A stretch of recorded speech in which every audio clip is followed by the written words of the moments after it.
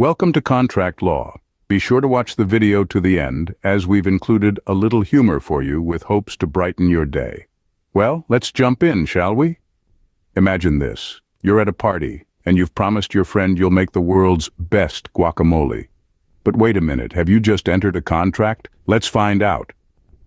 A contract, in essence, is an agreement between two or more folks that's legally binding. For a contract to hold water, it must consist of an agreement, offer and acceptance, consideration, intent to create legal relations, and capacity to contract. So, is the guacamole promise a contract? Well, it lacks one key element, the intention to create legal relations. Usually, social or domestic agreements are not contracts. Phew, you're off the hook. Now, let's move from the party to the real world. Ever signed a lease agreement? Congratulations, you've entered a contract. Take a moment and think about it. When you start a new job, you sign an employment contract that outlines your rights, responsibilities, and benefits. That's another contract. Or when you purchase a new car, you sign a sales contract, which gives you ownership rights in exchange for a price. Yes, you guessed it, another contract. Each of these contracts is formed when one party makes an offer, the other party accepts, and something of value is exchanged.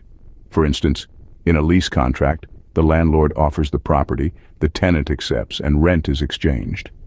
These contracts can be terminated when the agreed terms are fulfilled or if there's a mutual agreement to end them. However, if a party fails to fulfill their part, that's a breach of contract.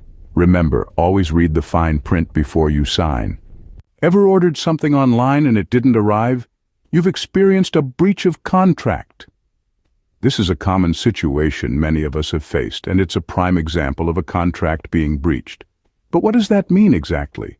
In the world of contract law, a breach occurs when one party fails to fulfill their part of the agreement. It's like a broken promise. It could be a company failing to deliver that new gadget you ordered, or perhaps your employer not paying your wages as promised. These are all instances where a contract has been breached. But fear not, you're not without recourse. Law provides remedies for these breaches.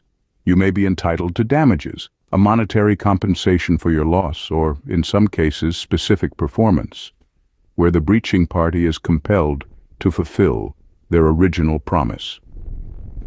So, next time something goes wrong with a purchase or job, remember, you have rights under contract law. So, there you have it.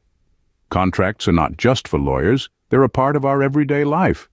We've explored the essentials of a valid contract, delved into various types such as sales, employment, and lease contracts, and traversed the landscape of contract formation and termination.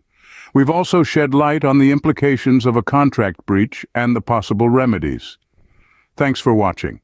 Now, wouldn't it be a breach of contract if you didn't hit that like button, subscribe, and suggest new topics? Just kidding, but we'd really appreciate it. And now for a little contract law humor to lighten the mood. Why don't lawyers play hide and seek? Because no one will go looking for them. Thanks for watching. And don't forget to share this video with your friends who might need a good laugh or a quick lesson on contracts.